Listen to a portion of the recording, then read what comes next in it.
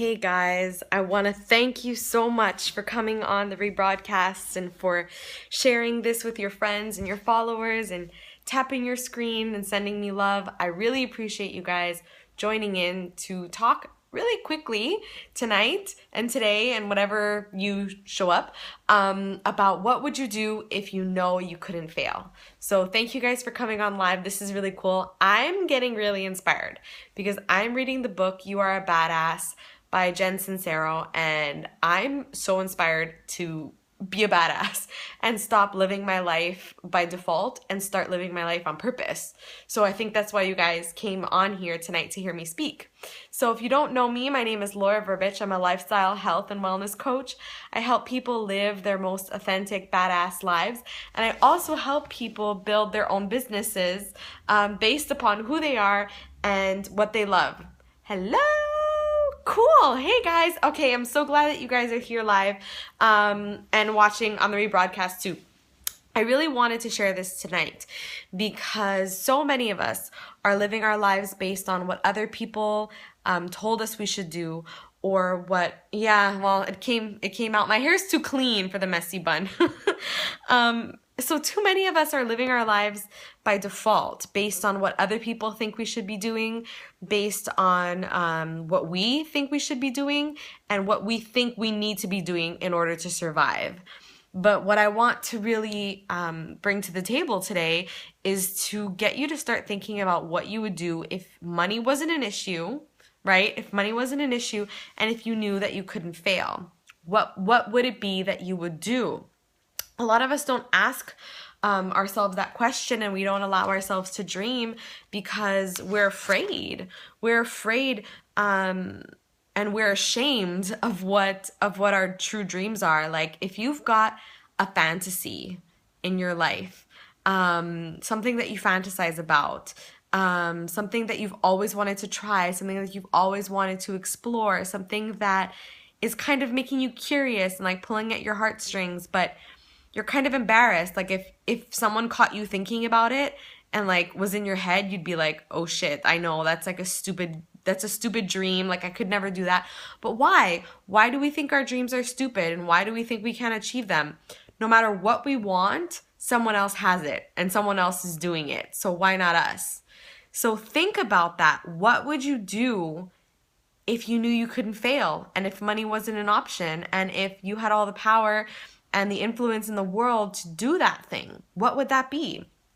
And I think a great way for you to, I'm looking at my notes here, a great way for you to kind of figure out what that would be is picture yourself as if you were an alien from outer space who fell onto Earth and fell into your body. And envision your life from an outsider's perspective. If you just fell into this body, you have nothing at risk. You have no past that's weighing you down. You just have this new body, this new life, and this new possibility. And think and look at yourself and ask the questions: what is this person that you've inhabited? What are they so obviously awesome at? And what do they have the most fun doing? Like, ask yourself this question as if you're this alien inhabiting your body. What do you have the most fun doing? What connections do you have? What resources and opportunities are available to you, are available to them, the person you're inhabiting, right, as an alien? How are you going to use this new body and this new life and these new opportunities? And what kind of awesome things would you be doing with this cool new body as a human being on planet Earth where you are right now? Allow yourself to dream big. Too many of us have consented to living ho-hum, boring lives, working for somebody else and building someone else's empire and helping everybody else do all of their things, but we never help ourselves, and we never put ourselves first and really ask ourselves these questions like, what the heck would I do? You don't have to have some burning, screaming from the rooftops desire and goal and dream. Many of us don't. Many of us have little curiosities and little things that we would love to do, but are too afraid to try. So what are some of those things? What things make you feel excited? Just and just freaking do it. Like take a pen, take a paper, start writing down ideas of things that get you excited and that get you fired up, and just do it. What's holding you back? If it's money, if it's time, listen, we're on this earth for such a short period of time. There's no time to dilly-dally and worry that we can't do what we want to do.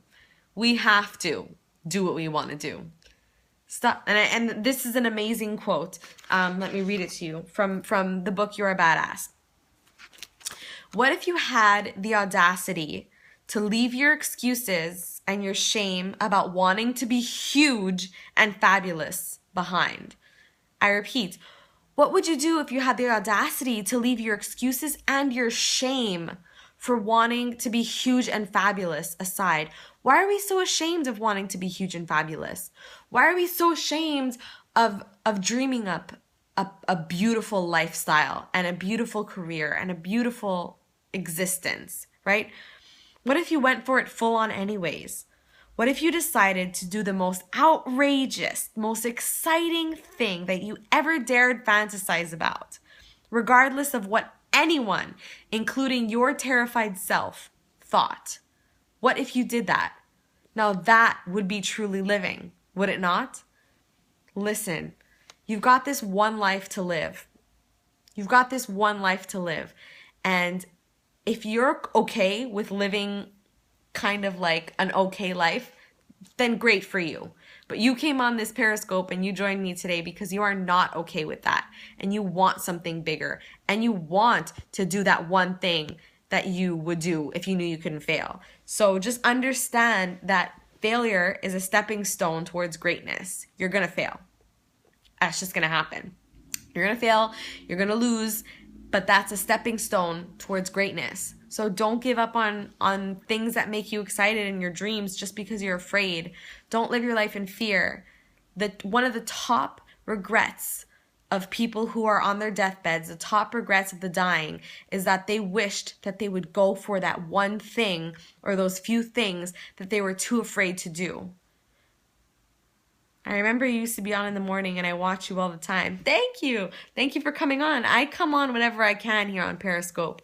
And today I was inspired to come on here. But one of the top regrets of the dying, guys, is that they didn't do the thing that they wanted to do. Don't be on your deathbed regretting your life. Get to the end of your life and say, man, what an awesome trip. I made a difference. I lived to my fullest potential and I loved every second of it. Okay? So think about that. What would you do if you knew you couldn't fail? And if you were an alien getting into your body, what amazing things do you know about yourself and what amazing things would you pursue? Like, how cool are you, right? So I hope that this opened up your mind a little bit. I'm here to shake you up. I'm here to give you some guidance and some push. So follow me on Instagram, Snapchat, Facebook, shoot me messages, send me love, send me questions. I'm here for you, and I'm going to be scoping every day, so you send me ideas of what you'd like me to talk about, and I'll talk about it. What if you have disabilities that stop you? That's a good question. There are certain limitations that we might have, but anything that you dream, you can do. I truly, truly believe that. You need to start dreaming big and not let your disabilities hold you back, because I know a lot of people who have learning disabilities and physical disabilities and they just let themselves do what they want to do and have achieved such great things. I think that we're given all of our struggles in order for us to overcome them, not for them to define us. So whatever you're dealing with, get therapy, get help, but at the same time, don't let that stop you from being a freaking badass, okay? I love you guys. Thank you so much for spending your night with me, and thank you so much for watching on the rebroadcast. I appreciate you. I love you, and I'll see you tomorrow. And if I don't see you, have a happy, happy, happy holiday. Mwah.